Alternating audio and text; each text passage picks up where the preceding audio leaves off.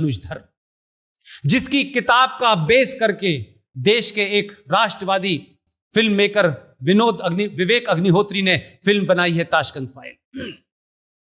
उस फिल्म को देखने जाइए, उस फिल्म के अंदर कोई ड्रामेटाइजेशन नहीं किया गया है। आज के दौर को उस दौर से पता चल जाएगा किन कारणों से लाल बहादुर शास्त्री की हत्या हुई थी।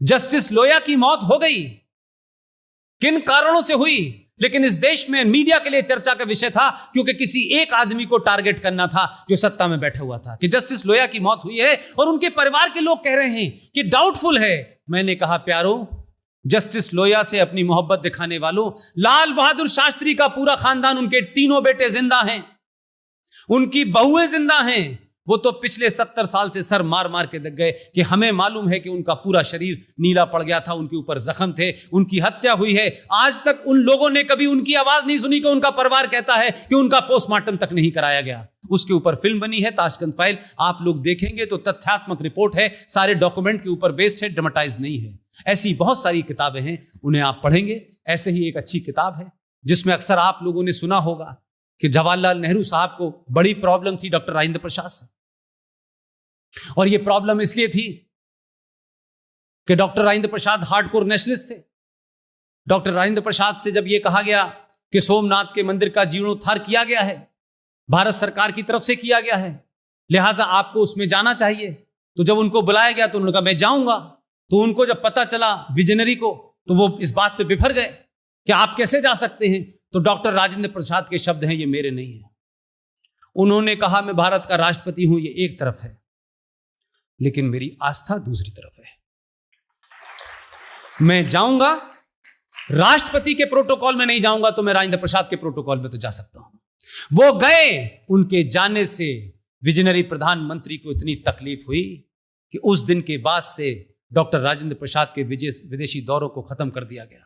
डॉक्टर राजेंद्र प्रसाद की एक तरीके से इनडायरेक्टली हत्या कर दी गई। डॉक्टर राजेंद्र प्रसाद 4 दिन के लिए बीमार हुए, 4 दिन के लिए बीमार हुए। उन्हीं विजनरी प्रधानमंत्री ने लाल बहादुर शास्त्री को बुला करके कहा कि मुझे लगता है कि वो अब बचेंगे नहीं, उनकी तबीयत खराब है, आप उनके लिए दिल्ली में उपयुक्त स्थान ढूंढने के कहा उनकी अंत्येष्टि होगी। लाल बहादुर शास्त्री दिल्ली का दौरा करने के बाद आए, उन्होंने कहा साहब विजय घाट ऐसा लगता है कि वहां उनकी अंत्येष्टि होगी।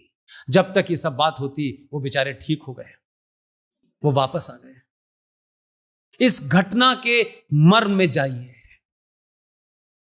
उनको अस्थमा की बीमारी थी।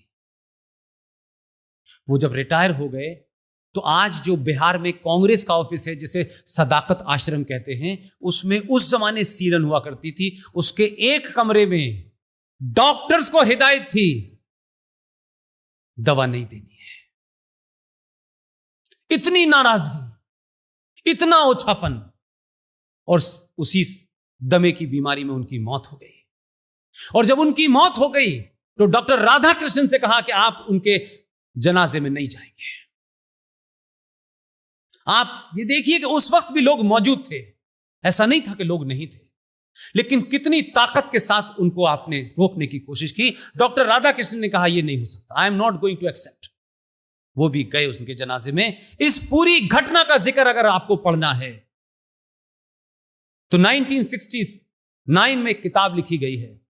जिन्होंने कांग्रेस के 50 साल का पूरा दौर कवर किया है, उनके परिवार के लोग जीवित हैं। मेरी सिर्फ इस किताब के ढूंढी और कैसे मिली, यह सिर्फ एक लाइन की कहानी है। मैं जर्नलिस्ट रहते हुए प्रेस क्लब ऑफ इंडिया में 4 बार सीईओ के पद पे इलेक्ट हुआ। जो पत्रकार शाम के 7 बजे पीते हैं, उसका शौक मुझे था नहीं। मेरे पास बड़ा ऐसी उल्टे सीधे काम करने का शौक रहता था। मैंने कबाड़े में से कुछ किताबें निकाली तो मुझे पता चला कि प्रेस क्लब जो 1957 में बना है, उसके फाउंडर का नाम है दुर्गा दास। ये दुर्गा दास हिंदुस्तान टाइम्स के एग्जीक्यूटिव एडिटर हुआ करते थे। उन्हीं का बेटा बाद में दार्जिलिंग से मेंबर ऑफ पार्लियामेंट बना, जिसका नाम इंद्रजीत था, जिनकी बेटी सबीना इंद्रजीत आज भी जीवित है, टाइम्स ऑफ इंडिया में नौकरी करती थी, आजकल फ्रीलांस करती है। उस दुर्गा दास ने, मैंने तो इस बहाने निकाला कि वो प्रेस क्लब के फाउंडर प्रेसिडेंट थे। मैं जब पढ़ते पढ़ते आगे आया तब मुझे पता चला कि इन्होंने तो बड़ी जबरदस्त किताब 1969 में लिखी है। उस किताब का नाम है India from Curzon to Nehru and after by Durga Das, published in 1969। उसके 353 नंबर पेज पे चैप्टर नंबर 13 पे पूरा ये घटना लिखा हुआ है। ये वो हार्डकोर कांग्रेसी थे, हार्डकोर नेहरू जी के खास थे, लेकिन सच लिखने की उसमें हिम्मत थी। उस किताब के बारे में भी आपसे कोई सवाल नहीं करेगा। उस किताब मार्केट में अवेलेबल है, 500 कुछ रुपए की, पढ़ लें उस किताब। एक आखिरी किताब और आपको बताना चाहता हूं।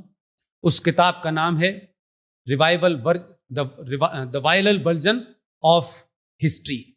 1947 कश्मीर के ऊपर लिखी गई किताब है। उस किताब को लिखा है प्रेम शंकर झा ने, और इस किताब को आप पढ़ेंगे तो आपको एक मजे का एक ऐसा तथ्य पता चलेगा जिसका जिक्र हम लोग बताया नहीं गया।